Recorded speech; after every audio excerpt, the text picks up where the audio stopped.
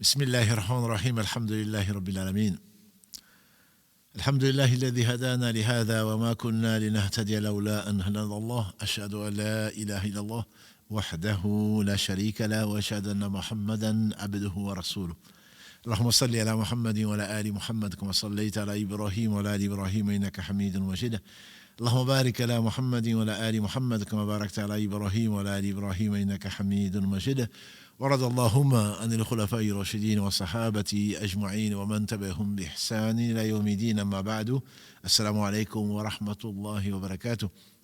Mes sœurs, mes frères, les louanges, les remerciements, les éloges appartiennent tous à Allah, le premier qui n'a pas de début, le dernier qui n'a pas de fin. L'apparent, le dominant sur toute chose, le subtil, le bien informé, le parfait dans son essence, dans ses noms et attributs et dans tous ses actes qui oscillent entre, d'une part, sa bienveillance, sa miséricorde, sa bonté, et d'autre part, basé sur sa justice, qui elle-même est basée sur son omniscience et sa sagesse. Nous le louons, nous revenons vers lui repentant.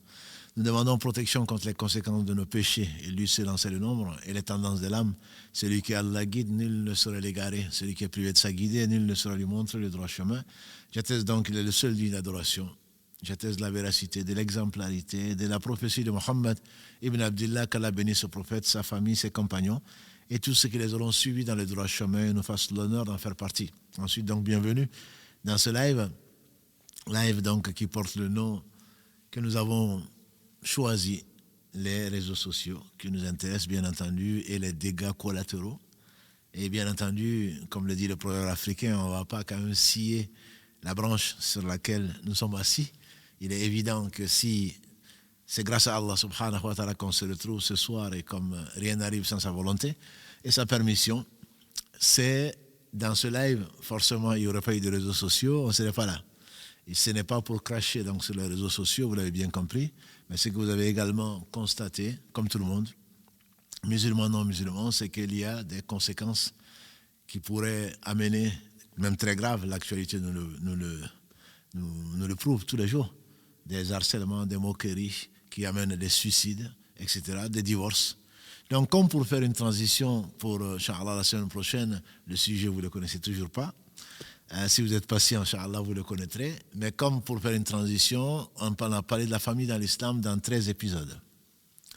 Il nous a paru intéressant, et après la suggestion donc, de l'une d'entre vous, de parler des réseaux sociaux, dans la mesure où c'est une famille.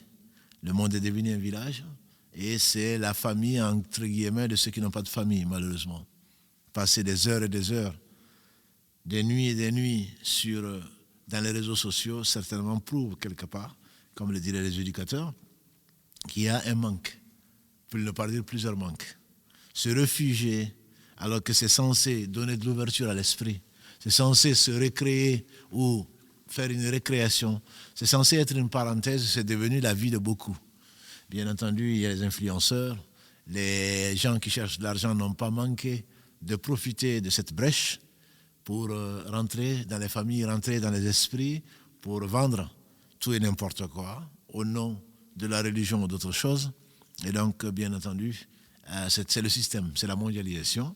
Et nous allons, Inch'Allah, grâce à Allah, remercier Allah subhanahu wa ta'ala de nous avoir permis de nous connaître, de nous aimer pour lui. Et on espère être témoins les uns pour les autres et non pas témoins des uns contre les autres. Parce qu'il y a également cette conséquence que nous allons, Inch'Allah, dont nous allons parler. Il est évident que l'islam ne peut qu'apprécier, l'islam ne peut qu'encourager les progrès techniques, comme vous le savez, et contrairement à ce que beaucoup disent, l'islam a énormément apporté à la science. Ceux qui en doutent, certainement, ce sont soit des ignorants, soit des gens qui sont malhonnêtes intellectuellement. En effet, combien d'émissions, combien de livres, combien de faits expérimentaux et combien de faits historiques établissent que l'islam est la religion, je dirais, qui a apporté certainement le plus, d'un point de vue scientifique en tout cas, et que beaucoup, de par le monde, les gens couraient vers l'Orient, quand l'islam était pratiquement localisé à ce niveau-là, pour venir apprendre les écoles de médecine et le reste, et que ce soit les mathématiques et tout le reste, l'algèbre en particulier, qui viennent tous, en fait, de noms de savants, qui n'étaient pas seulement des savants dans l'islam, entre guillemets, dans les sciences religieuses, mais également étaient des savants, la boussole et tout le reste, qui les a inventés.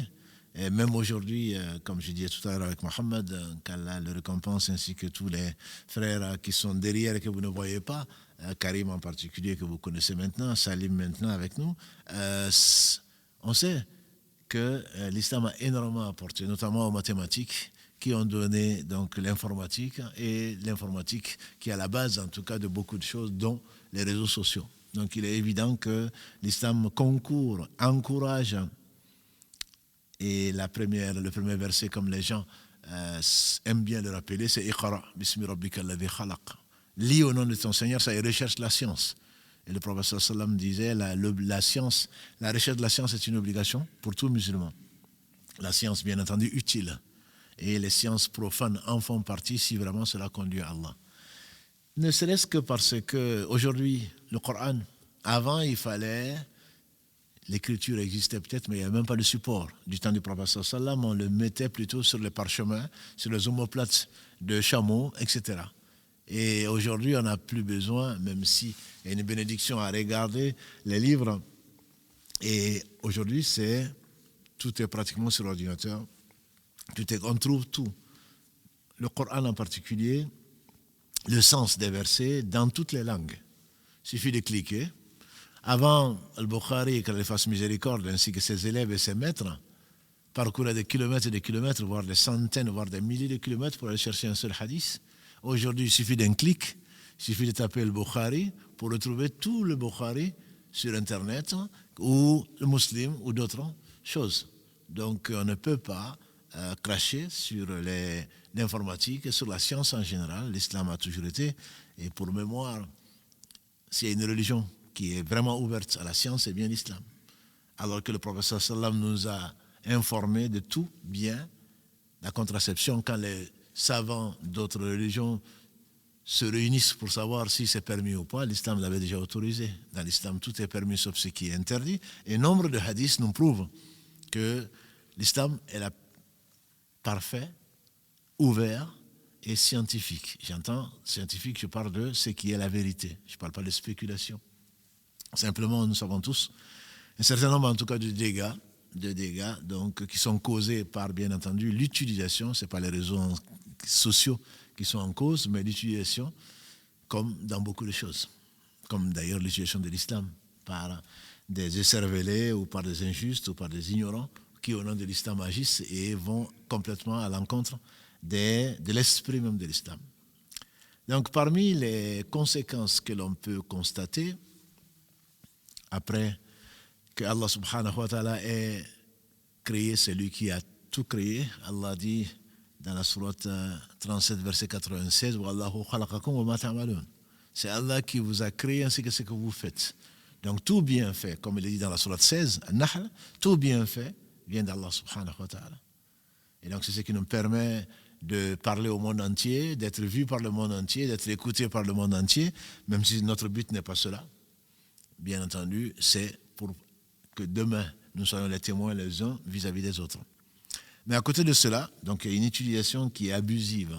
Parlons terre à terre, à commencer par le temps qu'on y passe. Les statistiques sont criantes, on y passe énormément de temps.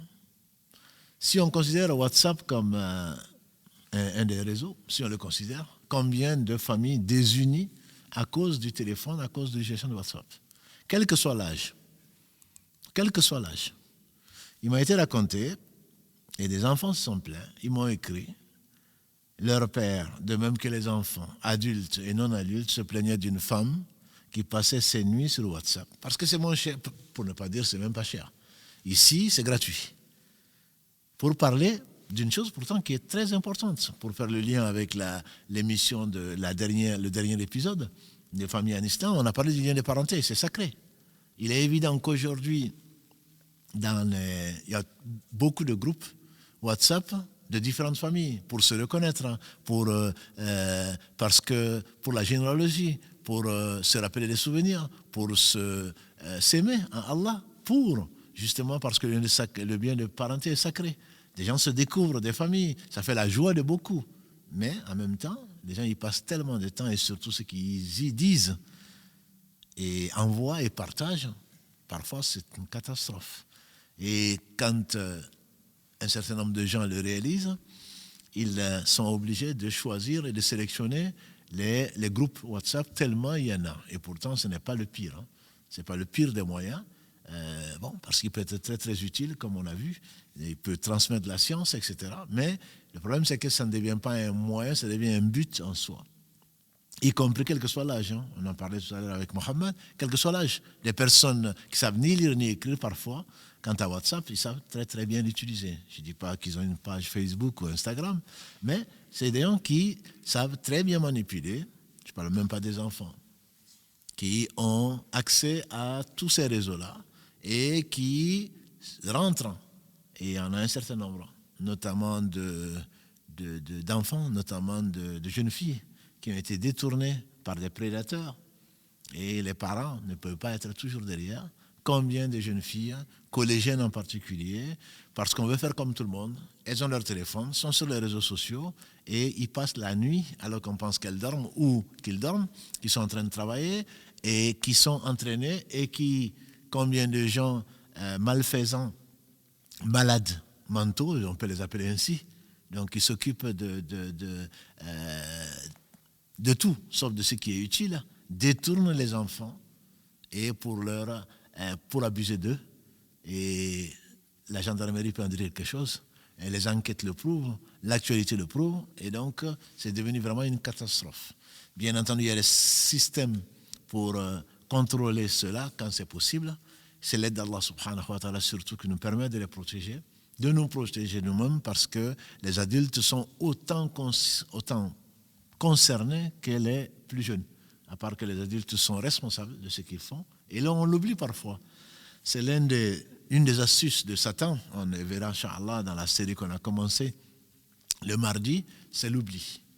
Quand on est devant, c'est comme devant un match de foot, on s'oublie, ou autre chose. On en fait, au lieu d'en profiter, on a fait des objets. Donc, ce temps-là, on pense qu'il ne compte pas. On dirait que le temps est suspendu. Et tout ce qu'on fait dans ce temps-là, on ne le compte pas, alors qu'on le sait. Et nous croyons au jour du jugement dernier, il n'y a pas donc un moment que tu passes sur lequel tu risques de ne pas être interrogé. Qu'est-ce que tu as passé, qu'est-ce que tu as fait de ton temps? Et le temps, comme j'aime à le dire souvent, time is life. Le temps, c'est la vie. Ceux qui ont compris sont arrivés parfois jusqu'à ne manger, à ne consommer que du liquide pour éviter de perdre du temps.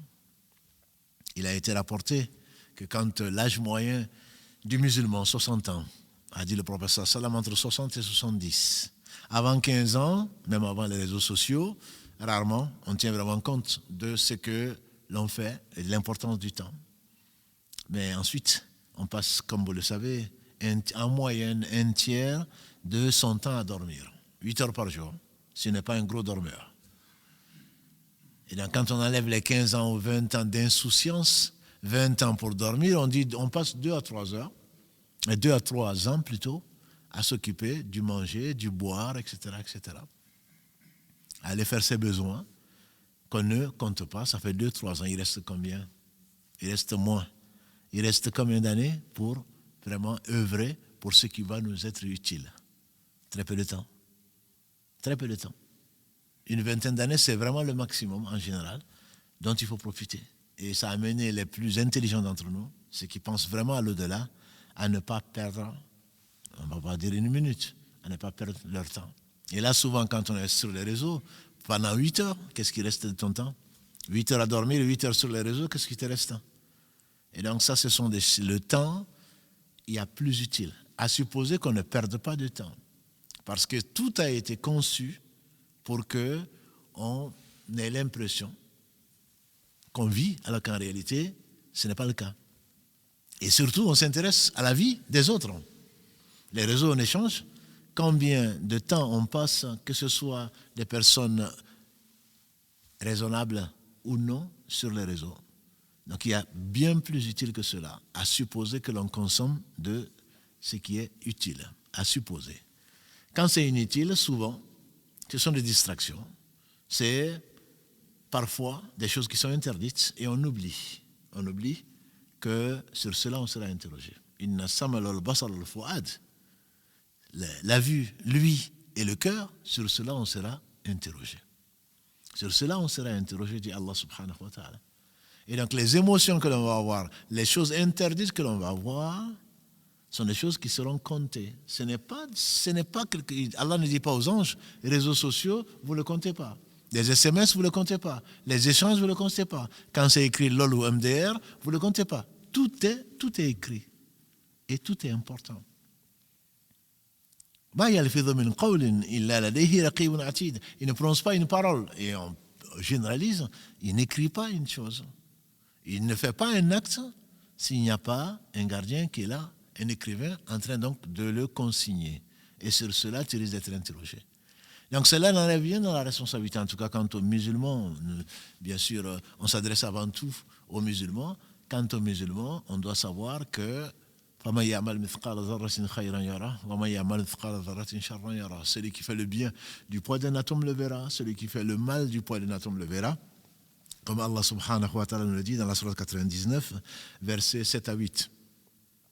Quand la terre va parler, quand la main va parler, quand la peau va parler, quand les yeux vont parler, tout ceci font partie. Donc on a l'impression, nous, quand on est mangé par le réseau, quand on est absent, l'esprit est captivé, on a l'impression que ça ne fait pas partie de notre vie, alors qu'en réalité, ça fait partie de notre vie.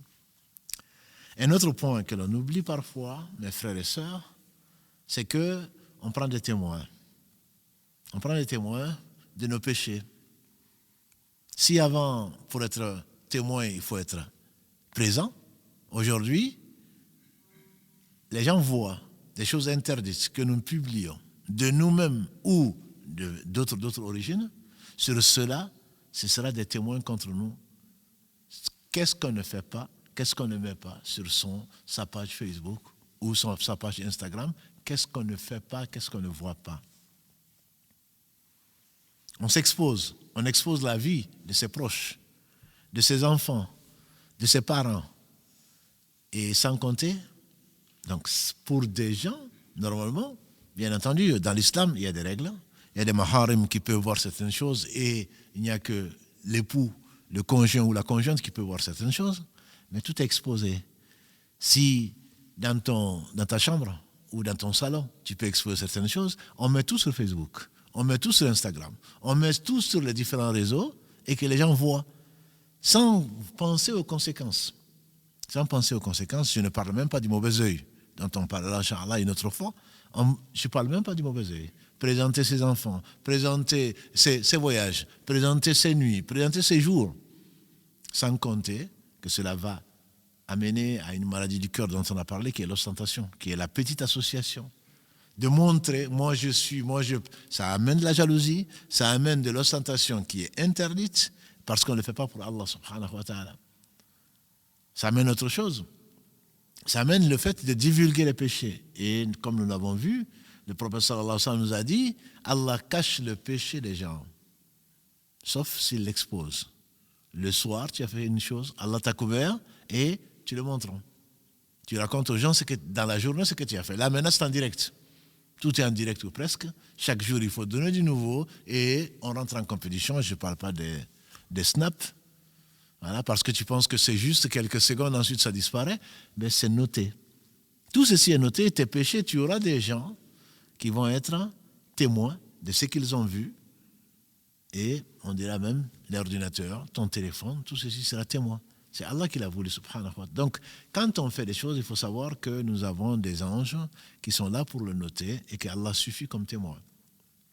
S'exposer, surtout sa vie personnelle, amène de la jalousie, amène de l'ostentation et amène même de l'orgueil.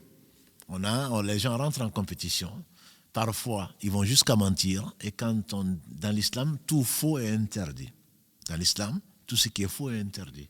Quand on va faire des montages, quand on va prétendre des choses qu'on n'a pas, quand on va louer des choses ou prêter des choses pour les porter, pour qu'on pense qu'on est plus belle ou on est plus beau, tout ça c'est du faux.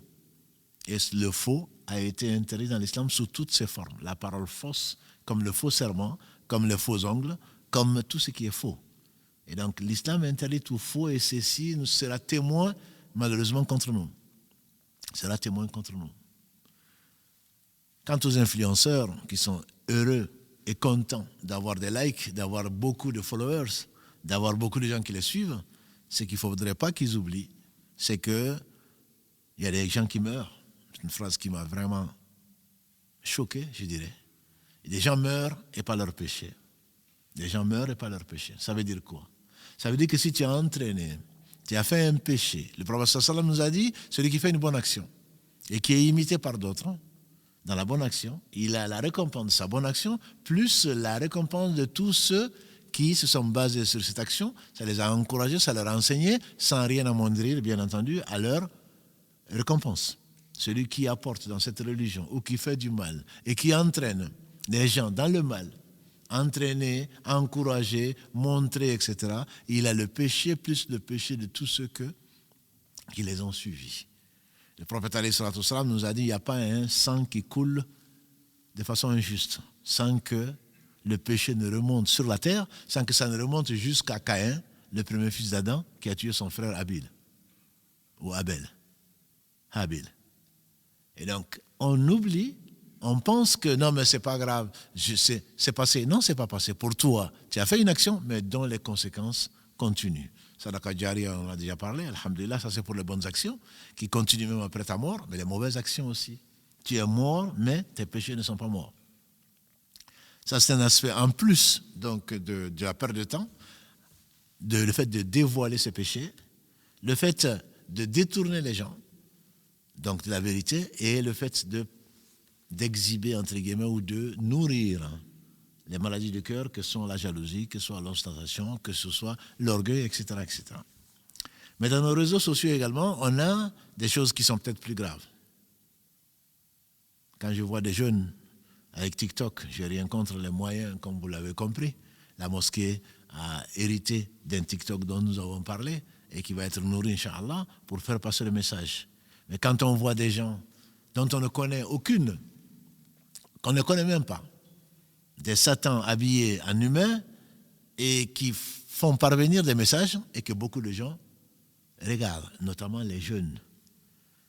Il n'y a pas de preuve pour cela. Dis, je ne connais pas de preuve pour cela. Il n'y a pas de... Donc, permettre tout ce qui est interdit ou presque. C'est des gens dont tu ne les connais pas. Tu ne connais pas d'où ils tirent tu ne connais pas leur source, et puisqu'ils n'en ont pas, à part Shaitan. Ce sont des gens qui sont loin d'être fiables. Quelle est leur pratique? Quelle est leur piété? Quelle est leur moralité? Tu ne le sais pas. Et donc, on entend et on voit tout et n'importe quoi. Or, dans l'islam, on prend et on laisse de tout le monde sauf du prophète sallallahu alayhi wa sallam, comme on le fait dire à l'imam Malik ou dans une version à Ibn Abbas, Kalalagré ainsi que son père. Quand tu ne sais, on fait dire à Ibn Sirin, qu'Allah lui fasse miséricorde, cette religion est une science. Sache de d'où tu la prends. Si tu ne prends pas de la source, qui est le Coran et la Sunna, alors fais attention. De n'importe qui va t'apporter, alhamdulillah, Allah nous a mis à notre disposition et de moins en moins des héritiers des savants, des héritiers des prophètes plutôt que sont les savants, qui ont une référence, qui se réfèrent au Coran, qui se réfèrent à la Sunna, dont la pratique, alhamdulillah, on ne pense que du bien d'eux. Allah les a couverts pour leurs péchés, qu'Allah leur pardonne et les récompense par le meilleur, mais au moins on sait que ce sont des gens de confiance. Ils peuvent se tromper, bien entendu, et quand eux-mêmes le savent, ils reviennent vers Allah en demandant pardon, puisque c'est leur souci principal, puisqu'ils seront, Allah dit dans la sourate 35, verset 28, Innama yakhsha Allah min ibadihi al-ulama. En vérité, ne craignent vraiment Allah que les savants. Et donc, ce sont des gens qui savent, qui ont appris, qui peuvent bien entendu se tromper. Mais pas comme ces jeunes de 15, 18, 20, 30 ans au maximum, je dirais, en train de se faire des millions de followers, être des influenceurs. Eh bien, Allah décrit, subhanahu wa ta'ala, dans son livre, le sort des leaders et le sort des gens qui ont suivi, les suivis et les suiveurs. Imaginons qu'Allah guide, et c'est ce qu'on espère pour chacun, parce que ça ne nous apportera rien de voir les gens brûler dans l'enfer. Imaginons qu'Allah guide une de ces personnes qui a égaré des milliers, voire des millions de gens. Comment est-ce que la personne va faire au jour du jugement dernier devant Allah subhanahu wa ta'ala? Des gens qui viendront faire la queue où Allah châtie cette personne, c'est elle qui m'a amené à ceci et cela. Et donc, ce sont des choses qui sont extrêmement graves. Et on a des sectes, et comme on le sait, alhamdulillah, on prie Allah subhanahu wa ta'ala de nous préserver, de nous compter parmi la partie sauvée des 73 parties, 72 sectes qu'Allah nous en préserve. Le prophète sallallahu alayhi wa sallam, qu'est-ce qu'il a dit? Dans le hadith rapporté par l'imam Tirmidhi et Al-Hakim dans son Mustadrak, les Juifs se sont divisés en 71 parties, 70 en enfer et une seule sauvée. Les chrétiens ou les nazaréens, pour utiliser un terme qui est plus correct par rapport au Coran, se sont divisés en 112 parties, 71 en enfer et une seule sauvée. Et ma communauté, a-t-il dit, alayhi salatu wassalam, il ne parlait pas de lui-même, ma communauté se divisera en 73 parties. 72 en enfer, car nous en préserve. Donc c'est une affaire qui n'est pas une mince affaire. C'est un aller sans retour. Et donc, comment est-ce qu'on va se fier à Google, avec tout le bien que tu peux penser que l'on peut en retirer? Comment il y a à boire et à manger, on le sait tous. On va aller chercher l'avis de gens qu'on ne connaît même pas. Chacun a son site, chacun a ses réseaux et ne cherche que quoi? Qu'à plaire à autre que Allah subhanahu wa ta'ala. Donc ce n'est pas, oui, dans l'islam il y a ceci, il y a tel avis, il y a tel autre, parce que ce sont des savants. Voilà quelque chose qui est encore beaucoup plus important, beaucoup plus grave, je dirais, que ce que l'on peut traîner à gauche, à droite, de péché et de perte de temps, etc. Parce que ça ne concerne, entre guillemets, que soi. Alors que là, ce que tu transmets, tu ne dois transmettre que de la part d'Allah subhanahu wa ta'ala. Tu peux te tromper, certes, mais au moins tu te bases sur des données qui sont sûres, qui sont sur la révélation. Et donc il y a énormément de gens qui utilisent donc ces réseaux pour égarer les gens. Et cela fait partie des signes, entre autres signes de la fin du monde, comme l'a dit le prophète sallam, des égarés qui égarent, des jeunes de notre nation, comme il a dit alayhi sallam, qui parlent notre langue. Il parlait bien sûr des Arabes, et arabe, celui qui parle arabe, et donc, et même aujourd'hui, tout est traduit dans toutes les langues, et donc ceci sont quelques conséquences, entre guillemets, des réseaux, et ce ne sont pas les moindres. Ce ne sont pas les moindres pour celui qui craint Allah, en tout cas craint pour ce qui va devenir, si Allah subhanahu wa ta'ala nous permet donc de vivre un peu de temps encore pour pouvoir profiter donc de chaque instant et de revenir vers Allah repentant avant qu'il ne soit trop tard. Ce que je vous propose, c'est donc de prendre des questions avec Mohamed et pour animer donc cette partie. Oui, salam alaikum, cher.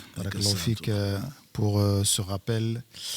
Avant de partager avec vous quelques informations, quelques questions et quelques informations, je voudrais d'abord partager avec vous, tout à l'heure, cher, tu parlais notamment des statistiques.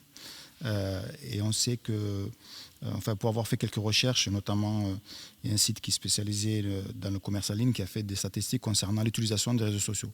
Donc là, bien évidemment, c'est dans un objectif, on va dire, plus professionnel pour dire qu'aujourd'hui, une entreprise ou même une organisation, une association, une ONG, elle se doit d'être présente sur les réseaux sociaux parce qu'il y a environ 52 millions de Français qui utilisent par mois les réseaux sociaux. C'est presque 80% de la population française. C'est quand même assez énorme. Et ça, ce sont les chiffres de 2022 et qui sont en augmentation de 6% par rapport à 2021. Donc on va attendre, je pense que 2023, ça va sûrement augmenter. Et en termes de répartition par genre, bon, il n'y a pas de jaloux, c'est 51% de femmes et 49% d'hommes, principalement. Ce qui est intéressant aussi à savoir, c'est surtout le temps qu'on y passe dessus. Et là, en moyenne, ce que le rapport dit, c'est environ 1h46 de présence sur les réseaux sociaux par personne et par jour, ce qui est quand même assez énorme. Avant de vous donner les autres informations, justement, nous, on a fait le test un peu aujourd'hui sur Instagram. Et on a posé la question suivante, combien de temps passez-vous chaque jour sur les réseaux sociaux? En fait, là, on est quand même on est un peu dans la moyenne, on est environ, même un peu plus. Aujourd'hui, je dirais, on est à 2h30 à peu près par jour Ça, ce sont les abonnés de nos réseaux sociaux. Et ce qui est surprenant, c'est qu'il y en a qui passent plus de 5 heures par jour. C'est quand même énorme. Donc, la question que j'ai envie de te poser, cher, c'est qu'est-ce qu'on peut conseiller à ses frères et à ses sœurs qui passent quand même jusqu'à 5 heures sur un réseau social, peu importe le réseau sur lequel ils passent. Je ne pense pas qu'ils ne regardent que des choses intéressantes non plus. Moi, si je peux me permettre un tout petit conseil pour l'avoir testé, c'est de désactiver les notifications. On a beaucoup d'applications, on a beaucoup de réseaux sociaux. Et ces notifications-là, c'est ce qui vient perturber en fait le plus souvent. Je ne sais pas ce que tu en penses, cher, par rapport à ça, si tu as eu des échanges aussi par rapport à d'autres personnes. Barakallahu fik pour cet enrichissement. Ça vient donner du poids à ce que nous constatons tous. Hein. Même dans la prière, comme le dirait quelqu'un, même dans la prière, des notifications, on les entend. On les entend, les notifications. Donc effectivement, le fait de désactiver les notifications, et mieux encore, il faut programmer. Il faut se programmer. J'aime à dire que celui qui n'a pas de programme, c'est Shaitan qui lui fait son programme. C'est quand on va sur un site, et souvent les frères et les sœurs, pensant du bien, envoient des liens pour y aller, moi j'y vais pas.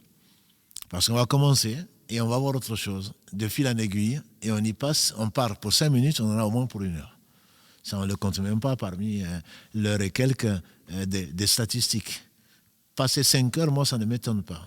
Quand on n'a pas d'occupation, quand on n'a pas de programme, 5 heures, je dirais, c'est sa journée, quelque part. Soit on dort, soit alors on est sur le téléphone. On est sur le téléphone. Un des facteurs, on en a peut-être parlé, de conflit dans les couples, c'est le téléphone. Quand je parle de téléphone, je parle de réseaux sociaux en général. C'est pas qu'on n'apprend pas. On peut apprendre effectivement. Mais quand on ne le programme pas, quand on ne voit pas quand l'autre est là, quand on n'a pas d'heure où regarder, d'heure où ne pas regarder ou faire autre chose, bien entendu, c'est quelque chose de tentant, puisqu'on ne dépense rien, entre guillemets, sauf ses yeux, si c'est encore intéressant, son cerveau pour réfléchir, etc. Non, mais ce n'est pas fait pour ça. Donc il y a une autre dame, c'est un mari qui se plaint à 2 heures du matin, je pense que j'en ai déjà parlé, à 2 heures du matin, le mari l'attend dans son lit et elle est sur les réseaux sociaux en train d'écouter un cours sur l'islam. Je veux dire, c'est inimaginable. Et pourtant, c'est une femme de qui je pense du bien, puisque je la connais. C'est une femme de qui on peut penser du bien. Elle n'est pas sur un film ou autre chose. Elle est sur un cours, peut-être un live, je ne sais pas. Avec le décalage horaire, c'est peut-être un live, mais à 2 heures du matin. Avec des enfants, avec un mari. Ce sont des choses qui ne sont pas... soit on ne raisonne pas, soit alors on creuse sa propre tombe. Et ensuite, quand on assiste aux conséquences, les enfants, bien entendu, qu'est-ce qu'on fait des enfants? Parce qu'on est sur des réseaux sociaux, généralement, on leur donne la même chose. La même chose, j'entends, en dessin animé ou en autre chose, on ne s'en occupe pas. On ne s'en occupe pas parce qu'on est sur son réseau et on tient au cours du cheikh ou je ne sais pas quoi, qu'est-ce qu'on est en train d'apprendre. On sait, la plupart d'entre nous, quand on va sur les réseaux, on connaît peut-être 80% de ce que l'on regarde. Le rappel profite aux croyants certainement. Mais il y a quelqu'un qui conseillait, il a peut-être raison, que quand on rentre par exemple à la maison, pour ceux qui travaillent, en tout cas quand on rentre à la maison, de laisser carrément le téléphone. Bon, je dirais le téléphone est un outil de travail et ça peut servir. Je n'irai pas jusqu'à cet extrême-là, mais il est clair que même quand on rentre dans une famille, quand même il y a une journée spéciale où on veut rassembler tout le monde, ou un moment où on veut avoir tout le monde, ne serait-ce qu'un peu d'intimité pour discuter de la journée ou des soucis avec le travail ou avec les enfants, etc. Toujours les notifications dont tu parles, avec des messages qui arrivent tout le temps, qu'on est en train de regarder tout le temps, comme si la Terre allait s'arrêter de tourner. Et on parle à une personne en face, et elle est en train de regarder son téléphone, ou elle est sur un réseau, ou je ne sais quoi d'autre. Un manque de respect. Je pense que les gens se sentent, et des fois même nous les premiers, être obligés de répondre instantanément dès qu'on reçoit un message. Ne serait-ce par exemple sur WhatsApp. Et on a, comme tu l'as répété tout à l'heure, les groupes famille, les groupes de travail.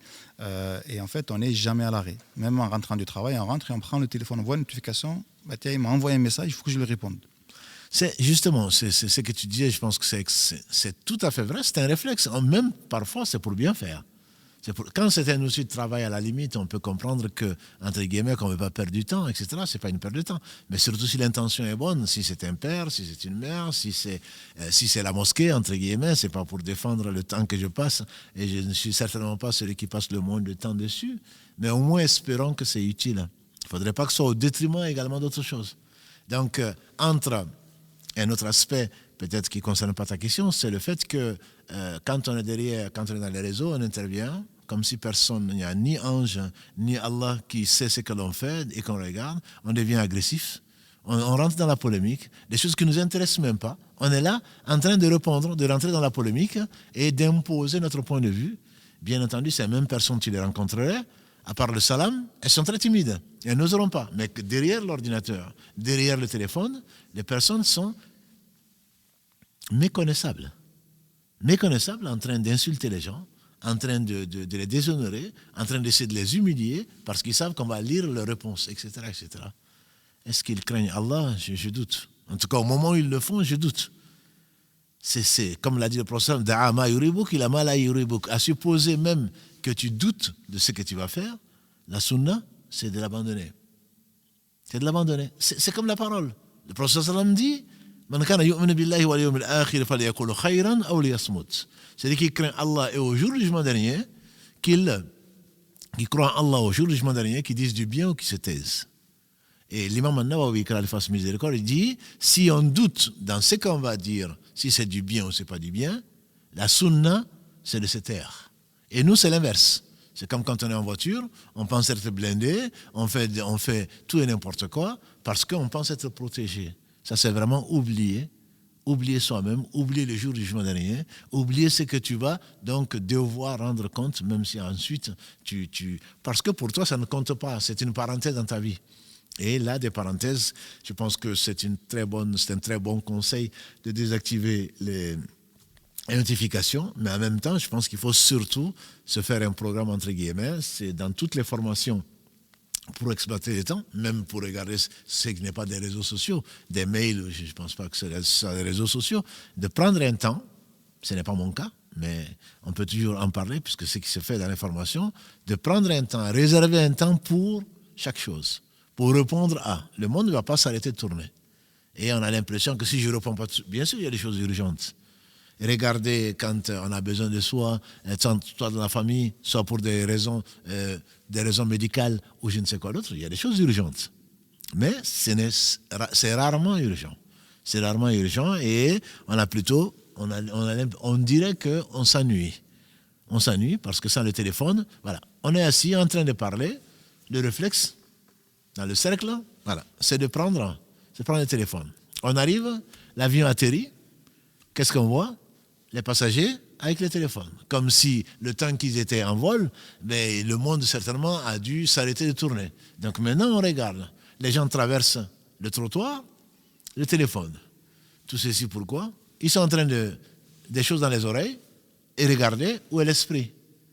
Ils font des accidents, y compris, et tu le sais très bien Mohamed, y compris en conduisant à 200 à l'heure, des inconscients en train de répondre à des messages sur une autoroute. Si ce n'est pas un suicide, en tout cas, on ne peut pas dire que si tu fais un accident, que tu n'as pas fait exprès. Combien de gens on voit dans la rue en train de répondre à des messages alors qu'ils sont en train de conduire?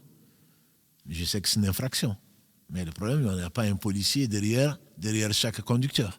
Et donc, quand on est musulman, on doit penser à la responsabilité. On est chacun responsable, a dit le prophète sallam. Chacun attribué pasteur ou berger. Et chacun sera interrogé sur ce qui lui a été confié. Et donc ça, je pense qu'il faut un programme. Bien entendu, certains ont droit, entre guillemets, à 3 heures, d'autres ont droit à 30 minutes, d'autres ont droit à 1 heure, en fonction du besoin.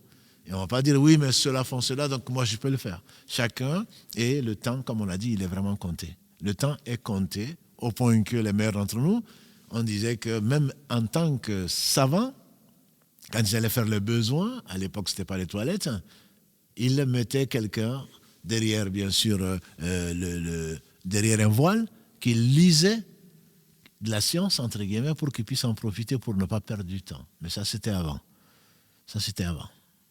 Il y a une image que tu as dû aussi voir qui est parfois impressionnante, c'est que tu as des groupes de personnes qui sont assis en face les uns des autres et ils sont chacun sur leur téléphone. Chacun est pris par son téléphone. C'est quand même incroyable à observer.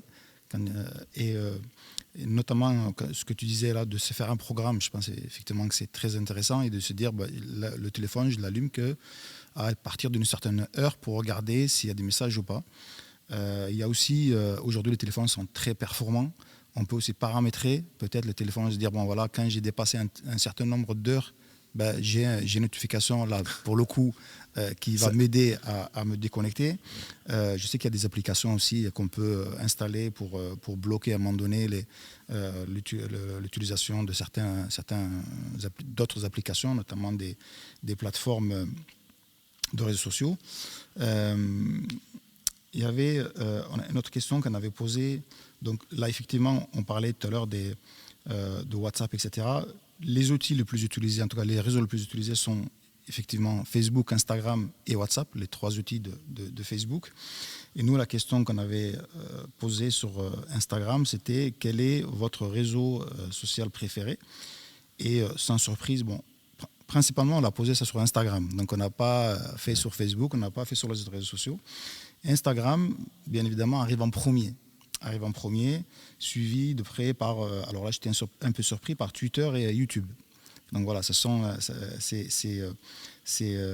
deux réseaux qui sont, alors Twitter aujourd'hui c'est un peu plus politique, on va dire, il y a beaucoup d'informations qui circulent sur ce réseau social-là, et on s'aperçoit que les gens l'utilisent aussi. Et puis on avait posé la question... pouvez-vous vous passer des réseaux sociaux? Voilà, par contre, le vote était un peu surprenant parce qu'on a 60% de oui. Mais bien sûr. Voilà. Donc moi, c'est plutôt ça le contraire aurait été étonnant. Parce que l'homme prétend, si vraiment on pouvait se passer, peut-être qu'il ne serait pas en train de répondre effectivement à la question que tu as posée, c'est Instagram. Exactement. C'est un peu comme. Si on pense pouvoir se passer, c'est comme celui qui fume. Exactement. Est-ce que tu peux t'en passer? Oui, mais bien sûr. Parce que j'ai une volonté de le faire, parce que j'espère le faire, j'ai l'espoir d'arrêter un jour, mais bien sûr, je le fais parce que je suis libre. En réalité, c'est complètement fou. Et comme tu dis, je dis, en réunion de famille, ce qui me frappe, et les photos en parlent, hein, quand les gens sont là avec leur téléphone, chacun, au lieu de connaître l'autre, d'en profiter de cette occasion-là pour discuter des choses et d'autres intéressantes, d'apprendre de l'autre, chacun est sur son téléphone. Que ce soit dans une salle d'attente de quoi que ce soit, les gens sont sur leur téléphone. Et c'est quelqu'un qui avait écrit quelque chose que j'avais vu dans un quartier populaire, notamment en Palo, ici à Toulouse. Il disait, c'était écrit, le propre de l'architecture moderne, c'est d'avoir rassemblé le maximum de personnes en les séparant le plus possible. Et j'ai l'impression que les réseaux sociaux, c'est un peu ça. C'est-à-dire que quelque part, on a le maximum de personnes, je ne sais pas combien nous sommes aujourd'hui sur le live, et comme quelqu'un était désolé et qui disait que sur un site ou un réseau social d'influenceurs, tu peux avoir combien, alors qu'on était en train de parler de choses très intéressantes, qu'on n'était que 500 ou combien. Mais le problème, c'est que tu as un maximum de personnes. Là, alhamdoulilah, au moins on apprend, on révise des choses, mais souvent on a un maximum de personnes et personne ne se parle. Il y a des gens qui sont dans la déprime, il y a des gens qui sont dans le besoin, mais personne n'écoute personne. On ne regarde même pas. On ne regarde même pas ses propres, son conjoint, sa conjointe, ses enfants, ses amis, ses camarades. On ne les regarde même pas, on ne les voit pas. On ne les voit pas, on ne pense même pas à eux. Et donc, je veux dire, rassembler les gens, demain on est responsable. On est responsable devant Allah subhanahu wa ta'ala de parce que toute la vie c'est quoi? C'est une épreuve, c'est pas parce que toi tu ne souffres pas de quelque chose que tu n'es pas responsable. Le prophète alayhi salatu wassalam, il nous a enseigné quand on voit quelqu'un dans l'épreuve, alors qu'on n'y est pas, qu'est-ce qu'on dit? Alhamdulillah alladhi afani mimma ibtalaka bihi. Alhamdulillah qui m'a épargné ce par quoi il t'a éprouvé. Et donc, quand tu ne regardes pas, tu ne peux pas tirer des leçons de l'épreuve de l'autre. L'autre est éprouvé certainement directement, mais toi, tu es éprouvé par sa vue. Tu es éprouvé par la nouvelle. Le minimum, c'est de prier pour ces gens qui sont opprimés. Non, nous on passe, non, c'est pas chez moi. Non, c'est aller regarder ailleurs. Voilà. On ne voit que soi-même, alors qu'en réalité, ce n'est pas du tout ce pourquoi, c'est à quoi nous sommes invités. Donc, c'est le fait donc, d'être absent, tout en étant présent physiquement. Et c'est ce qu'on fait en train de manger, en train de regarder son téléphone, en train de conduire, en train de regarder son téléphone, en train presque d'écouter le live et échanger, aller sur d'autres sites. Je me dis, qu'est-ce que tu veux apprendre? Et ça c'est l'un des... Bon, alhamdoulilah, Allah nous a créé de la meilleure façon. Donc on a une capacité énorme de pouvoir gérer plein de choses en même temps. Mais ce n'est pas une raison, je veux dire, pour perdre ce temps-là. Et notamment, en passant ce temps-là sur donc, les réseaux sociaux, jeunes, on s'en plaint. Beaucoup de parents se plaignent des enfants qui passent leur temps. Et qu'est-ce qu'il fait? Il est dans sa chambre. Qu'est-ce qu'il fait? Il est sur les réseaux sociaux. Je ne parle même pas des rencontres. Allah seul sait ce qui peut s'y passer. Et on a beau donner l'éducation que l'on veut donner, on a fini la série donc sur la famille en islam, tu as beau apprendre ça par cœur, tu as beau essayer de le mettre en pratique, s'il n'y a pas ce dialogue-là, mais quel dialogue? L'enfant veut te parler, tu n'es pas à l'écoute. Tu es sur ton téléphone. Pourquoi il ne sera pas sur son téléphone? Il voit le père sur son téléphone, la mère sur son téléphone. Et lui, qu'est-ce qu'il va faire? Il va demander un téléphone pour échanger avec les gens du collège ou du lycée. Oui, c'est juste au cas où il lui arrive quelque chose. Mais c'est rare qu'il lui arrive quelque chose. Mais simplement parce que on est sous pression. Tout le monde a ça. Donc si je ne lui donne pas, il va aller le voir ailleurs. Ce n'est pas une raison. Et donc les parents passent parfois pour être des dictateurs, ils passent parfois pour être méchants parce qu'ils ne permettent, et ça c'est une obligation, parce qu'on est responsable devant Allah, ils ne permettent aux enfants, en tout cas aux non-adultes, aux non-pubères, non-enfants, que de regarder combien de temps par jour. C'est pour leur bien, mais ils le comprendront que bien plus tard. Mais si nous donnons, on a parlé avec Mohamed, barakallahu fi, si nous, on donne l'exemple d'être toujours sur les réseaux, comment est-ce qu'on va interdire aux enfants? L'enfant vient parler, on lui répond oui, alors qu'on n'a même pas entendu parce qu'on est absorbé par autre chose. On pense que l'enfant ne comprend pas ce qu'on est en train de faire, mais bien sûr que si. Il comprend qu'on ne le respecte pas. Il comprend que ce qu'il dit ne nous intéresse pas, quel que soit son âge. Quel que soit son âge. Est-ce qu'un réseau social, ce qu'il va dire, surtout qu'on peut l'arrêter, surtout qu'on peut le revoir, etc., est plus important?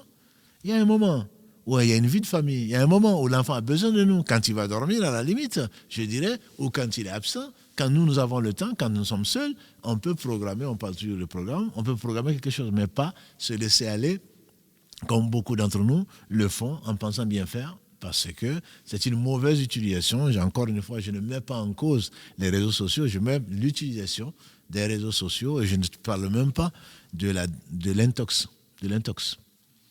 Quand on parle de la vaccination, ça nous concerne quand même.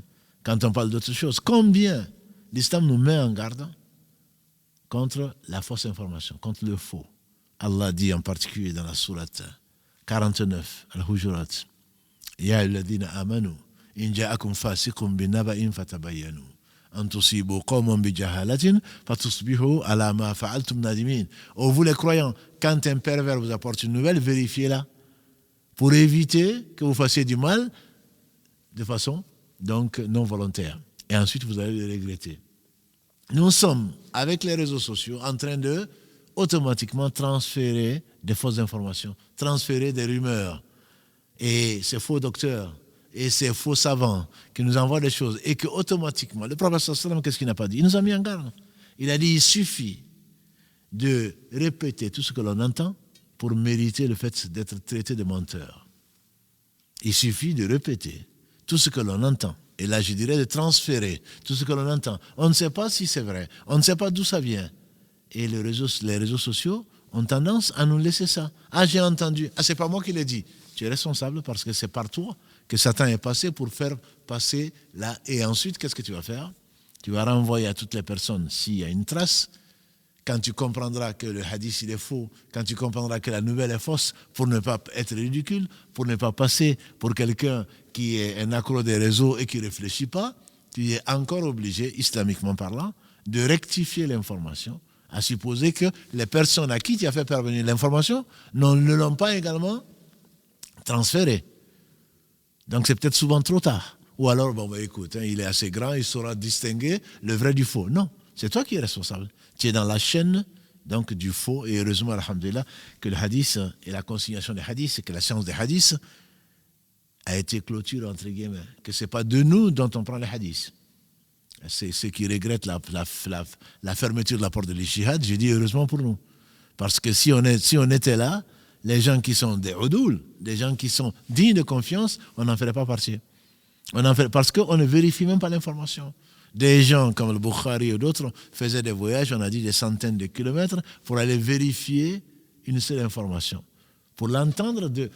J'ai entendu un tel en train de dire, ils voulaient raccourcir la chaîne, ils allaient voir la personne puisqu'elle était vivante, lui demander est-ce que tu as entendu tel autre en train de dire ceci et cela. Non, je ne l'ai pas entendu, mais j'ai entendu qu'il a dit que ce hadith, on ne le prendra pas. Walillahi alhamd. Malheureusement pour les coranistes qui ne pensent-ils que le Coran a été révélé sur le prophète sallam, et on va trouver dans ce TikTok, je n'ai rien contre ce réseau, mais on va trouver, et sur Facebook, chacun a sa page, chacun raconte tout et n'importe quoi, se disent musulmans, donc je suppose qu'ils le sont, sauf que parfois, c'est que l'on lit les faits sortis de l'islam, et cela tombe entre les mains donc des jeunes, ou en tout cas des personnes relativement jeunes, et qui risquent d'y croire. Et il y a peut-être une chose qui ne concerne pas que les jeunes, c'est les mises en garde. J'ai failli l'oublier. C'est de la pure médisance souvent, disent les savants. On met en garde contre les choses dont on n'a pas à mettre en garde. Qui est-on pour mettre en garde? Parce que la mise en garde est quelque chose que les savants définissent dans la science du hadith. Et ils refusent de prendre donc, le jarah, le fait de blesser quelqu'un, le ta'adil, et le fait de faire de la personne quelqu'un de confiance, c'est une science. C'est une science dans l'islam, dans la science du hadith. Mais par jalousie, ou parce qu'on entend, non, c'est pour mettre, moi je vous mets en garde. Je n'ai pas vu, je n'ai pas lu, j'ai entendu. À supposer même que ce que tu as entendu est vrai, c'est de la médisance. Où est le bien dedans? Où est le bien? Je n'ai pas confiance à telle personne, je ne vais pas sur son site, je ne vais pas répéter ce que la personne dit. Pourquoi? Je ne vais pas dire du mal de la personne, parce que je n'ai pas les preuves. La personne est peut-être très fiable, mais moi, comme je n'ai pas les bases pour savoir si elle est fiable ou pas, je préfère ne pas aller sur son site ou ne pas ceci. Mais de là à mettre les gens en garde, comme beaucoup de frères et beaucoup de sœurs le font, c'est une attitude sectaire et loin de l'islam, en tout cas loin de ce que nos savants nous enseignent. L'imam Ahmad, qu'Allah fasse miséricorde, et d'autres imams, qu'est-ce qu'ils disaient quand on leur posait des questions, et pourtant ils étaient savants, et Allah seul est savant. Quand on leur disait est-ce que ça c'est permis dans l'islam, ils te disaient souvent moi je n'aime pas, moi je ne préfère pas, moi je ne suis pas de ceux qui conseilleraient ça. Et pourtant ils sont convaincus à 99%, voire 99,9% que c'est quelque chose d'interdit. Ça, ce sont des gens qui connaissent Allah, qui le craignent. Et là, nous, j'ai appris que, il paraît que, non, c'est pas moi qui le dis, j'ai entendu que. Tu ne vas pas dire devant Allah, j'ai entendu que.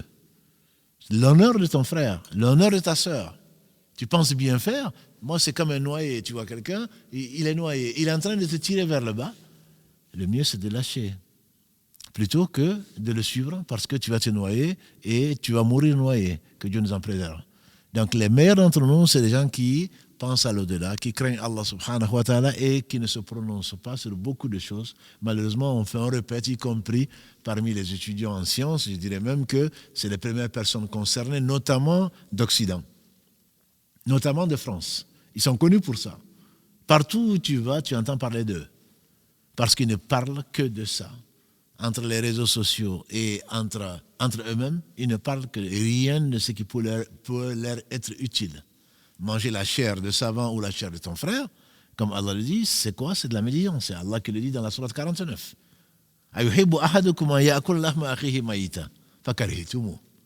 Est-ce que l'un d'entre vous aimerait manger de la chair de son frère qui est mort?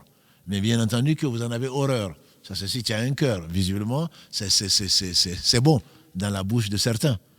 Allah dit, mais bien entendu que vous le détestez. Craignez Allah et revenez repentant parce qu'Allah accueille le repentir et Allah est miséricordieux. Donc ça, on le trouve souvent.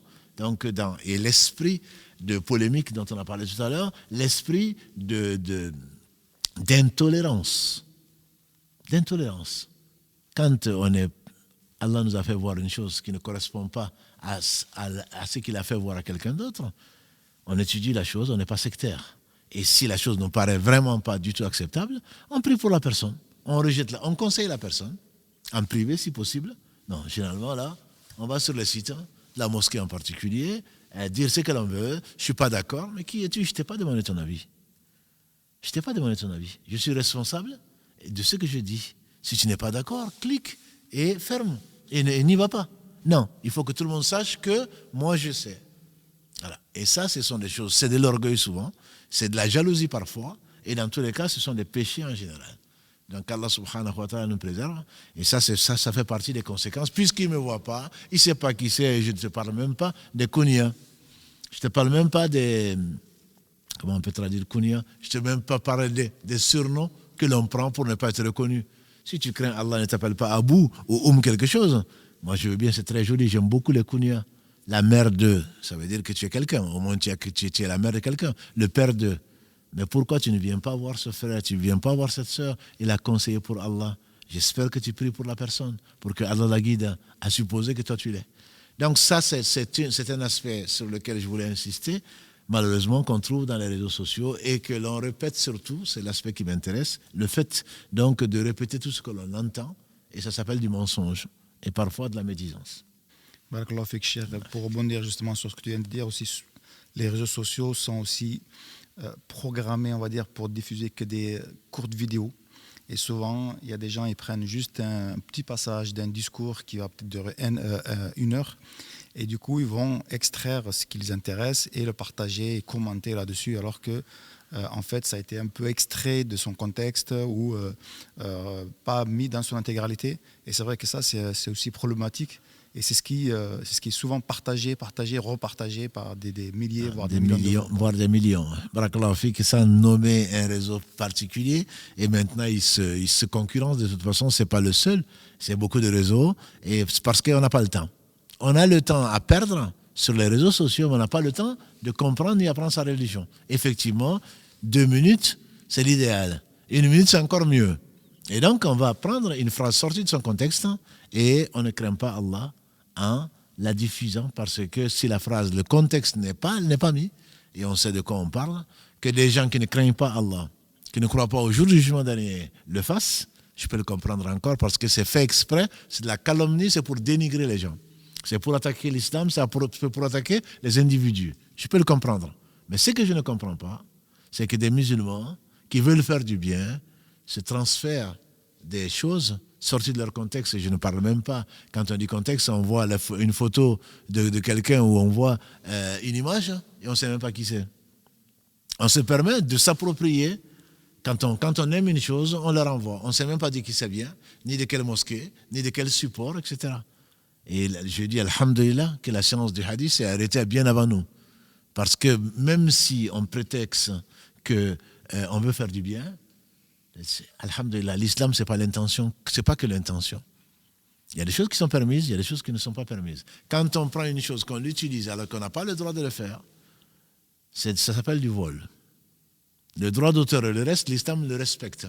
Il ne s'agit pas, bien entendu, de gagner quoi que ce soit. Mais c'est une question de crédibilité. Si dans cette mosquée ou dans ces lives, on dit Allah a dit, le messager a dit, quand on peut citer les références, on le cite, c'est juste une question de crédibilité. Ce n'est pas moi j'ai dit, ce n'est pas parce qu'un tel a dit, non, c'est parce que Allah l'a dit, dans telle sourate, dans tel verset, si on s'en rappelle, le prophète sallam l'a dit, on peut le vérifier, notamment aujourd'hui sur Google ou autre, on peut aller vérifier sans prendre beaucoup d'heures, contrairement à ce qui pouvait être fait avant. Mais le minimum, c'est qu'il faut restituer, c'est la beauté, entre autres, de l'islam et de la perfection de l'islam, c'est que, alhamdoulilah, il y a des sources. Il y a des sources qu'on peut vérifier et qui, malgré les âges, Allah a préservé sa religion. Et donc, quand on veut être crédible, ce n'est pas je crois que, je pense que, et comme tu dis, la consommation, le monde de consommation, tout doit aller vite. Le problème, c'est que si encore on voulait prendre quelque chose de vite pour profiter de son temps, non, c'est le contraire. On perd du temps. énormément de temps, et c'est malheureux pour nous, on perd du temps, et en même temps, on consomme un maximum. La qualité, on s'en préoccupe peu.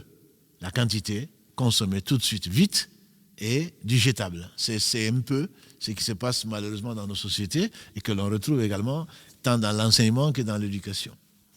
Justement, j'étais en train de regarder un commentaire où la personne dit ce qui est devenu malheureux aujourd'hui, c'est qu'on a même des familles, des couples qui mettent carrément leur vie privée, qui exhibent leur vie privée.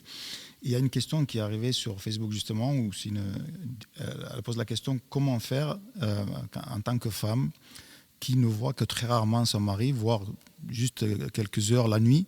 Et donc, du coup, il y a un manque et elle se sent obligée d'aller sur les réseaux sociaux et d'échanger avec tout un tas de personnes, et notamment avec des hommes. Tout à fait, non, mais elle a raison. Il y a une femme, il y a un mois, qui a écrit ici, qui demandait de prier pour son mari. C'est tellement rare que je m'en souviens. Et qui dit qu'elle est jalouse. Jalouse de quoi? Jalouse du téléphone. Jalouse du téléphone, elle parle certainement des réseaux sociaux et le reste.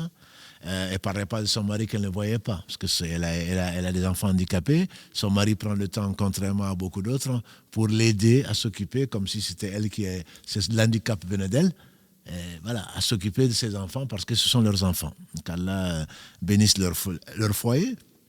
Donc, c'est le fait de ne pas avoir effectivement quelqu'un, ce n'est pas une raison, ma sœur. Je comprends que le temps que tu le passes sur les réseaux sociaux, mais au moins que ce soit utile.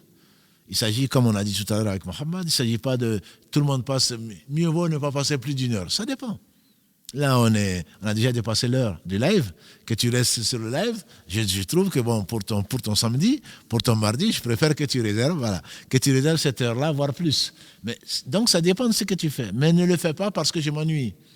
Le problème, c'est que si tu n'es pas programmé, encore une fois, mon mari est occupé, qu'Allah le bénisse, qu'Allah bénisse sa vie, qu'Allah bénisse ce qu'il fait, qu'il nous rapporte du halal et que demain on soit au plus haut degré du paradis. C'est ce que tu dois chercher. Le mari n'est pas non plus là, à ton service, il faut qu'il soit là, qu'il vive d'allocation ou de mensonges ou quelque chose qui soit interdit. Non, ce n'est pas fait pour ça. Allah a chargé les maris d'un certain nombre de choses, les femmes d'un certain nombre de choses. Donc, que ton mari ne soit pas à la maison, je le conseillerais même, honnêtement.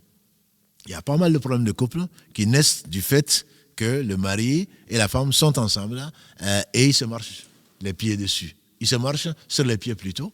Et donc, parce qu'il y a un contact, il y a souvent, bien entendu, et des accros parce qu'on se voit beaucoup.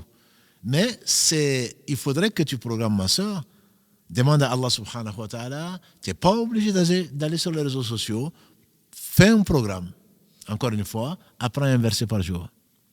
Le deuxième jour, tu auras 2 versets à réviser et à répéter. Le professeur Sallam a dit que c'est mieux pour toi que d'apprendre un verset par jour plutôt que autre chose. Donc, fais un programme, apprends un hadith par jour.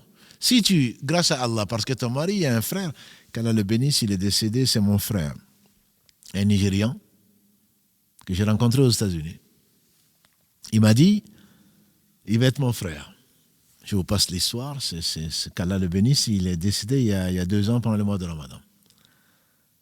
Et ce frère, il m'a dit, j'ai fait ma maîtrise, c'était une maîtrise, je pense, de mathématiques ou de mécanique, en Arabie Saoudite. Il dit, j'ai fait ça pendant 4 ans. Je n'ai eu de contact pratiquement qu'avec très peu de gens. Pendant ces 4 ans, j'en ai profité pour apprendre le Coran par cœur. Qu'Allah bénisse ses enfants, qu'Allah lui accorde le plus haut degré du paradis. C'est un frère que j'ai aimé pour Allah. C'est une leçon. Au lieu de se dire, je vais aller sur les réseaux sociaux, je m'ennuie, il a appris le Coran par cœur.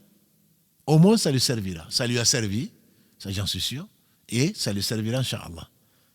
Qu'Allah subhanahu wa ta'ala a béni, il a mis son temps, qu'il bénisse sa famille. Donc ce n'est pas parce que mon mari n'est pas là, je comprends, effectivement. Shaitan, il va te dire, moi, tu vas t'occuper le temps qui vient, et puis je m'ennuie. Moi, je dis aux internautes, celui qui s'ennuie, qui m'envoie un message, je vais lui donner un programme, Inch'Allah. Le temps est tellement précieux. Si on pouvait l'acheter, je vous assure que ce serait peut-être le meilleur investissement dans ce bas monde-là. C'est le temps. Ne laisse pas passer. Je m'ennuie, ça vient de Shaitan. Je reste devant la télé, je ne dis pas que ce n'est pas intéressant. Tout à l'heure, tu parlais l'intelligence artificielle, une émission sur la 5 ou sur Arte, on peut apprendre énormément. C'est de la contemplation, c'est de la méditation, c'est très bien. Mais tu ne vas pas non plus rester là parce que tu t'ennuies. Tu ne vas pas passer 1 heure, 2 heures devant la télé à consommer tout et n'importe quoi. Et je ne parle même pas de la publicité et de ce qui est interdit que tu pourrais voir. Je ne parle pas de ça. Mais il y a des choses intéressantes. Il y a des choses intéressantes que tu apprends en sciences, que tu apprends sur la vie, que tu apprends autre chose. Mais pas des émissions olé olé comme il y en a autant et qui cherchent donc juste de l'audimat. Et toi, tu en fais partie. Tu consommes. Parce que le monsieur n'est pas là, et quand il viendra, je serai déjà en train de dormir, ou alors je suis fatigué. Non, le programme, si tu ne le fais pas, c'est Satan qui te fait ton programme. Ça, j'en suis convaincu. Décide de fermer. Il y a un programme, notification, tu les enlèves. Tu décides de ne regarder ton téléphone que ceci et cela. Apprends un verset du Coran par cœur, ou 2. Prends une explication du Coran. Impose-toi le dhikr. Allah dunya mal'ouna ma fiha illa dhikra Allah wa ma wala wa aliman wa muta'alliman. Le prophète sallam dit d'après Abu Huraira qu'à l'agré, hadith rapporté par l'imam Tirmidhi, ce monde n'est-il pas maudit? Maudit, c'est qu'il contient, sauf le rappel d'Allah, ce qui peut lui être assimilé, l'enseignant et l'élève. On dit qu'Ibn Taymiyyah, quand il fasse miséricorde, quand il était en prison, son élève Ibn Qayyim, qui est rentré en prison avec lui pour apprendre, il disait, le cheikh, c'est son enseignant, il restait depuis la prière du matin jusqu'à ce que le soleil se lève bien haut. Et il lui disait, il devait s'étonner, comment on peut rester aussi longtemps. Il lui disait, ça c'est notre petit déjeuner. Sans ça, la journée ne se passe pas bien. Tu as besoin de nourrir ton cœur par le rappel d'Allah. Si ce n'est pas le rappel, aujourd'hui, dans nos mosquées, déjà, éteignez vos portables, c'est devenu une sunna. Tu le dis, tu n'as pas fini de dire ça que les portables sonnent, les notifications n'en parlons pas. Et dès que tu dis salam alaikum, astaghfirullah, astaghfirullah, Allahumma anta salam wa minka salam, c'est que l'on connaît. Qu'est-ce qu'on fait? Généralement, c'est le téléphone. On regarde quel message j'ai reçu. Non, mais subhanallah, ça c'est dans les mosquées. Que dire alors chez toi?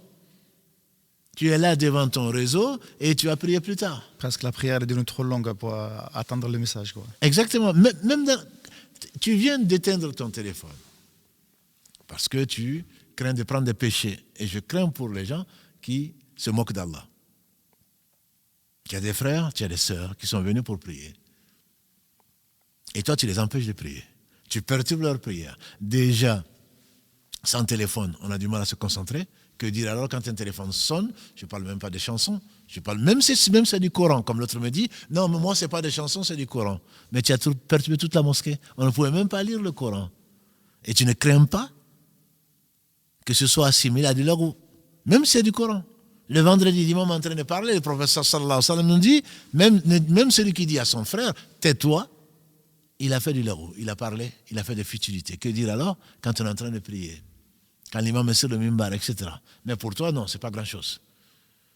Donc, le téléphone est devenu, comme je dis parfois, si seulement ça pouvait te servir dans la tombe. Je me demande si les gens pourront se passer du téléphone dans la tombe. Mais ils sont assez occupés. Honnêtement, je le leur dis parfois. Peut-être que dans le cercueil, il va falloir te mettre ton téléphone pour que tu ne rates rien de ce qui se passe. C'est intéressant ce que tu dis, parce que c'est pratiquement devenu un membre du corps, le téléphone. C'est devenu un membre du corps. Quand on part le matin au travail, si on a oublié le téléphone, on refait demi-tour, même si on est en retard. Absolument, ça m'est déjà arrivé, Mohamed, ça m'est déjà arrivé. En partant, j'oublie le téléphone à la mosquée. Mais je me sens, il me manque quelque chose. Sauf grâce à Allah, je commence à me dire, mais si Allah le fait, c'est que c'est mieux pour moi. Et je m'occupe à faire autre chose, d'utile, j'espère. Mais c'est vrai. Sans ton téléphone, on se demande, mais comment je vais perdre mon après-midi? Parce que j'ai tellement de messages à répondre, j'ai tellement de ceci et cela. Mais profites-en pour faire du rappel. Profites-en pour faire autre chose. Je me parle à moi-même. Mais comme tu dis, le téléphone est devenu et fait partie de nous. On peut se passer de sa femme, de son mari, de ses enfants, mais le téléphone, on dirait que c'est impossible de s'en passer. C'est pour cela qu'il faut se sevrer, mais vraiment se sevrer. Je pense qu'il est plus difficile à un enfant de ne pas téter le lait maternel qu'à sa mère, aujourd'hui, de se passer du téléphone. Encore une fois, le téléphone sert On n'est pas en train de cracher sur le téléphone, ni sur les réseaux sociaux, que l'on remette les choses à leur place. Simplement, on leur a donné une importance qu'elles n'ont pas, qu'elles ne doivent pas avoir. Si on ne maîtrise pas, c'est comme quelqu'un qui est dans une voiture, mais c'est la voiture qui le conduit. Ça va arriver bientôt, puisqu'il y a pas mal d'expérimentation. On n'a même pas besoin de chauffeur. Mais on se laisse conduire, alors qu'on sera responsable de comment on a vécu ce qu'on a fait dans notre vie, pas ce qu'on a fait de nous. C'est ce que nous avons choisi de faire de notre vie. Et ça, je pense qu'il faudrait que les musulmans ne l'oublient pas pour que la famille aille mieux, pour qu'eux-mêmes aillent mieux, pour que le téléphone ne te manque pas, pour que Allah, subhanahu wa ta'ala, son souvenir, ce soit ça qui te manque. Parce que tu as été tellement préoccupé par des choses de la vie que tu reviens, tu demandes pardon à Allah de n'avoir pas été aussi remerciant, n'avoir pas été aussi mentionnant parmi les zakirin Allah kathira, les gens qui évoquent beaucoup Allah subhanahu wa ta'ala sont certainement les meilleurs. Ce n'est pas ceux qui écoutent le plus de téléphone, ce n'est pas ceux qui sont le plus sur les réseaux sociaux, ce n'est pas forcément les meilleurs. Les meilleurs, c'est ceux qui se rappellent le plus Allah. Tant que ça te rappelle Allah, alhamdulillah. Mais ce n'est pas des prétextes, ce n'est pas des excuses pour laisser tes autres devoirs, parce que Allah a mis des priorités et la priorité n'est pas forcément celle où tu la mets.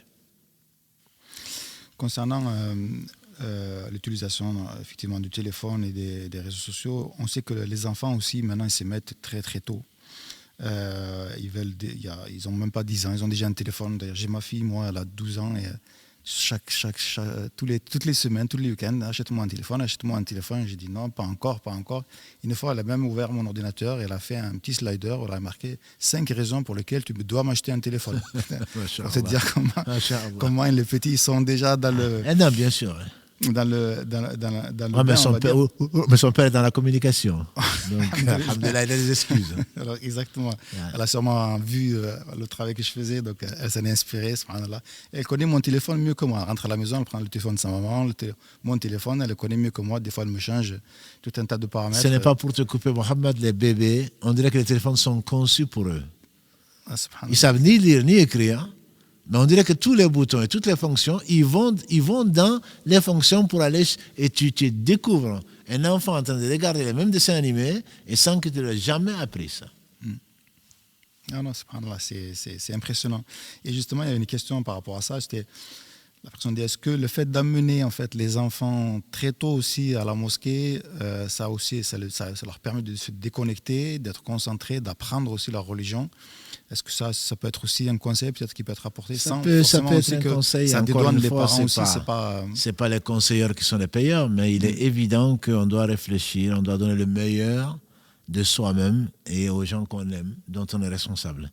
Donc effectivement, le fait de rester toujours sur son téléphone, comme je dis, quand on est toujours à la même pour faire du bien, le lien de parenté, je téléphone à ma mère au bled, très bien. Mais finalement, le mari vient, il part, il sort, et voilà. Il y a des priorités dans la vie. Demander ses nouvelles, c'est très bien. Ma soeur, c'est très bien. Il y a des gens qui passent, ça c'est pas les réseaux sociaux, ça c'est tout simplement le téléphone. Ils passent des heures et des heures. Il y a le plat qui crame, il y a les enfants qui tombent, qui se font mal. Mais les enfants, qu'est-ce qu'ils font? Ils s'occupent. Ils voient maman au téléphone, le réflexe, ils vont prendre n'importe quoi à l'eau. C'est un message qu'ils te font passer. Donc le fait de sortir avec les enfants, faire une balade tout simplement, l'écouter et qu'il t'écoute. Pour moi, c'est quelque chose d'épanouissant. L'enfant va attendre ça. Il a passé toute sa journée, entre guillemets, une bonne partie de sa journée à l'école. On est en train de lui inculquer des choses qu'il ne comprend pas. Il vient à la maison, c'est le téléphone. Il n'arrive pas à parler ni à papa ni à maman. Et ensuite, va au dodo. Allez, fais vite tes devoirs, va au dodo. Comment on veut que cet enfant soit épanoui? Sortir avec un enfant, c'est certainement... Certains le disent, si Mohammed le disait, ça faisait partie de ses meilleurs souvenirs quand il partait avec son père ou son grand-père à la mosquée. Mais ça, c'était avant. Aujourd'hui, on préfère, non, tu veux venir avec moi à la mosquée? Non. Il est toujours occupé. Je fais mes devoirs, tu parles. Il est sur son téléphone. Il est sur son téléphone. Et si tu vois de la lumière, 8 fois sur 10, pour ne pas dire 10 fois sur 10, ce n'est pas le devoir qu'il est en train de faire. Il est sur le réseau, sur les réseaux sociaux. Donc non, ce n'est pas, on est responsable. Je sais que c'est difficile, je suis convaincu que ce n'est pas facile. surtout dans un milieu où les gens ont démissionné, mais c'est une responsabilité et qu'on ne s'étonne pas alors des rencontres et du mode de vie des êtres qu'on pense être chers, alors qu'en réalité, s'ils étaient vraiment chers, peut-être qu'on s'en occuperait un peu plus. Il y a une question sur Facebook où la personne dit est-ce que cette époque dans laquelle nous vivons, notamment de réseaux sociaux, avait été annoncée par le prophète sallallahu alayhi wa sallam comme étant un des signes, par exemple, de la fin du monde? Est-ce que c'est quelque chose qui... on a une trace là-dessus? Certainement qu'il n'a pas parlé de Facebook ni d'Instagram, ça c'est sûr. Mais les petits signes de la fin du monde incluent beaucoup de choses. De ça particulièrement, je ne m'en souviens pas. Mais le fait que le temps passe vite, le fait que des ignorants jeunes enseignent alors qu'ils ne savent pas, ils sont égarés, ils égarent, etc.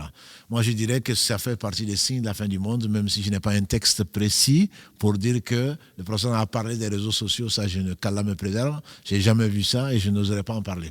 Mais il est clair que ça fait partie de l'ignorance, si on prend l'ignorance en général, etc., etc. Je ne connais pas de hadith qui fait allusion de façon précise à ce genre de fléau que nous vivons aujourd'hui. On avait posé une autre question aussi sur les réseaux sociaux ce matin, sur Instagram. Quel est le plus grand mal, selon vous, des réseaux sociaux? Donc là, on a pas mal de retours et ce qui ressort principalement, c'est la perte de temps. Donc les gens eux-mêmes savent que passer du temps, c'est forcément une perte de temps. Il y a la circulation aussi de l'information qui circule rapidement. Forcément, l'incitation aussi un peu à la haine. On sait qu'il y a beaucoup de groupes anti-musulmans notamment, ou tout simplement racistes, qui sont très actifs sur les réseaux sociaux. La nudité, la propagation du mal, les jeunes qui peuvent être facilement influencés, tu en as parlé tout à l'heure, cher aussi, la médisance, tu en as parlé aussi. La porte là, c'était la porte ouverte aux personnes qui se disent qui ont de la science en religion alors qu'ils n'en ont pas forcément. Tu en as parlé aussi. Voilà, ça c'est les retours, je ne vais pas tous les lire, il y en avait pas mal, alhamdoulilah, les gens sont très... alhamdoulilah, je pense que les gens sont conscients. Le problème, c'est qu'après cette prise de conscience, c'est déjà bien. Il faudrait donc réguler ça et ne se fier qu'à des réseaux, entre guillemets, sérieux, en tout cas, de confiance. C'est pour cela, souvent, je remercie les uns et les autres pour leur confiance. Parce que venir sur un site, pour moi, ou dans un réseau, c'est faire confiance à la personne, sinon ce serait grave. Voilà, c'est pas comme des abeilles venir becqueter des fleurs et s'en aller. Ah oui, il me plaît bien celui-là. Non, je pense qu'il faut vraiment faire confiance. Et si on ne fait pas confiance, je conseille à personne d'aller puiser donc, du poison. Et il y en a sur les réseaux, il y en a énormément. La perte de temps, c'est certain. Moi, je pense si à partir de ce soir, on était tous conscients, je pense, de ça. Si on en a parlé, c'est parce que la sœur Carla Bénis l'a suggéré et je pense que c'est un sujet important. Mais c'est aussi donc pouvoir se reformer.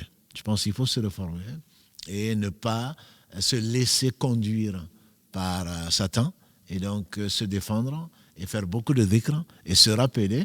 Si le réseau social te permet, alhamdoulilah, de faire un travail, on espère ce qu'on est en train de faire, qu'Allah l'accepte, faire partie de cela, on y passe pas mal de temps, qu'Allah le compte pour l'adoration, comme le prophète m'a dit, subhanallah, sadaqa, alhamdoulilah, sadaqa, la ilaha illallah, sadaqa, même dans la relation intime de l'un d'entre vous, il y a une sadaqa.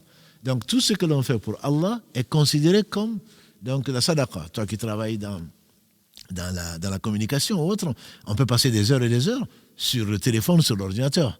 Mais l'essentiel, c'est que c'est un travail que l'on compte faire pour Allah. Il ne s'agit pas de ces cas-là. Il s'agit de la consommation. On est dans un monde de consommation. Et au moins, quand tu consommes, il faut savoir ce que tu consommes. Au monde illicite. Et ça, malheureusement, on sait, on finit un TikTok que, automatiquement, comme le disait le frère, que je ne vais pas nommer, tu finis un TikTok qui fait 1 minute, 2 minutes, on va te proposer automatiquement, donc les algorithmes vont te proposer automatiquement quelque chose d'autre. Si c'est du Coran, tant mieux pour toi. Mais ça peut être des choses qui n'ont rien, qui sont complètement interdites. Et donc, que tu baisses les yeux, que tu changes, que tu fermes, ça doit être un réflexe. Mais souvent, ce n'est pas le cas. C'est en attendant, on commence à regarder quelque chose et on te dit la suite dans 1 minute. Voilà. Donc, au lieu d'éteindre autre chose, de passer à autre chose, non, tu restes là parce que ce n'est qu'une minute. Mais une minute, c'est long. C'est extrêmement long. Ce que tu fais, tu seras responsable de ça.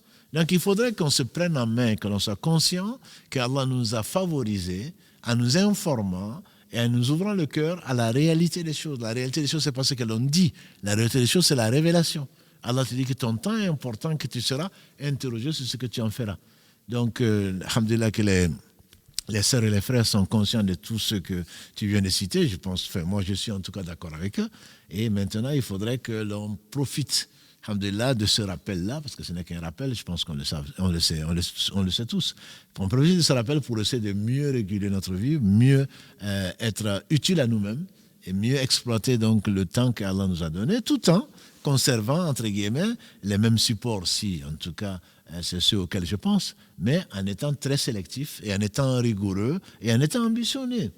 Le temps, il est compté. Et à la fin du monde, et on y est pratiquement, à la fin du monde, le temps passe très vite. Donc moi, je jalouse des gens qui ont le temps. Ils ont le temps, mais il faut exploiter au maximum le temps. C'est pour cela que les meilleurs d'entre nous, c'est ceux qui ont vécu le plus longtemps, comme l'a dit le prophète sallallahu alayhi wa sallam, en faisant des bonnes choses. Donc c'est à cause du temps. Allah leur a donné du temps et ils en ont profité. Et les pires, a-t-il dit, c'est ceux qui vivent longtemps en faisant du mal. Voilà. Donc c'est l'exploitation du temps quelque part qui est le nerf de la guerre, entre guillemets, qui est vraiment central dans la vie de quelqu'un. Et donc il faut absolument demander à Allah subhanahu wa ta'ala, ne pas oublier en tout cas, de lui demander de bénir notre temps. Et quand un temps est béni, alhamdulillah, Allah te fait faire des choix qui, Inch'Allah, t'amèneront peut-être au plus haut degré du paradis. Barakallahu fik, Shir, pour toutes ces informations. Alhamdulillah, on a déjà fait 1h20. On remercie aussi les frères et sœurs, ils sont nombreux ce soir, plus de pratiquement 400 fidèles qui sont là, qui nous suivent. Alhamdulillah, juste peut-être un dernier rappel, dire que c'est vrai, c'est le téléphone, les réseaux sociaux, ça reste quand même un outil. Et comme tout outil, il faut juste savoir l'utiliser. Moi, souvent, quand on a des clients qui viennent nous voir par rapport à développer leur stratégie de communication sur les réseaux sociaux, on leur dit effectivement c'est un outil. Et un outil, ça dépend à qui on le donne. Il se peut que je le donne à un tel, lui. Je prends l'exemple souvent d'un couteau. Un couteau, on peut le donner à une personne et elle va cuisiner avec, elle va faire des plats et elle va nourrir des gens. Et on peut le donner à quelqu'un d'autre qui, lui, va faire quelque chose de très mauvais, prendre peut-être la vie de quelqu'un. Donc le tout, c'est de savoir, tu l'as répété à plusieurs reprises, modérer, se faire un petit programme. Et bien évidemment, quelqu'un qui passe 1 heure ou 1h30 sur un réseau social, par exemple sur notre réseau social, pour apprendre quelque chose, alhamdoulilah, je pense que c'est un temps qui est bénéfique. Mais derrière, effectivement, comme tu viens de le dire aussi, de ne pas se faire entraîner parce qu'effectivement, les réseaux sociaux sont programmés pour ça. Leur objectif, c'est de vous garder sur leur plateforme. Et il y a même d'autres réseaux, quand on clique sur un lien pour aller sur un site internet, ils te posent la question, êtes-vous sûr de vouloir quitter cette plateforme avant d'aller Êtes-vous sûr de vouloir vous déconnecter? Exactement. Tout donc à fait. Ils sont faits pour ça. Ils sont étudiés. Leur objectif, c'est de nous garder dessus. Donc je te laisse, Inch'Allah, le mot de la fin. Non, Barakallahu fik, tu as très bien résumé, je pense, ce live, qu'Allah nous en fasse profiter surtout, parce qu'on a entendu beaucoup de choses, et Allah dit dans la sourate 39, annonce la bonne nouvelle à mes serviteurs de de ceux qui entendent choisissent le meilleur. Donc c'est ce que Allah nous invite à faire, et donc de ce que nous avons entendu, qu'Allah nous en fasse profiter, nous le compte comme de l'adoration, parce que c'est pour cela, alhamdoulilah, que nous avons été créés, et c'est pour cela que nous vous servons dans ces réseaux-là, Instagram, Facebook, et bientôt TikTok, qu'on vous délivre ce dont nous sommes sûrs, et donc qu'Allah subhanahu wa ta'ala fasse de nous des vecteurs pour apporter donc ce qu'il aime, et de vous des auditeurs qui choisissent le meilleur, et donc c'est pas parce qu'on perdait du temps, que maintenant qu'on est conscient, alhamdulillah, Allah subhanahu wa ta'ala, on a vu avec la création d'Adam, il a fait des erreurs, il a demandé pardon à Allah, Allah lui a pardonné, Allah l'a élu et Allah l'a béni. Donc ce n'est pas parce que je faisais ça, il faut que chacun d'entre nous se pose des questions et essaye d'améliorer donc sa vie quotidienne et essaye de se faire un programme. Je vous assure, il ne s'agit pas il faut être ambitieux dans la vie. ce que le prophète nous a demandé, c'est le Firdaus. Le paradis à 100 degrés, a-t-il dit, si l'un d'entre vous demande, qu'il demande le Firdaus. C'est le 100e degré, c'est le milieu du paradis, c'est le degré le plus haut. Qui d'entre nous ose prétendre qu'il mérite le paradis et encore moins le Firdaus? Donc il faut être ambitieux. Un programme ambitieux, moi je vous le propose, mais même si tu n'arrives à faire que 10% de ton programme, c'est déjà beaucoup. Parce qu'avant tu en faisais peut-être 0, pour ne pas dire 1% peut-être au mieux.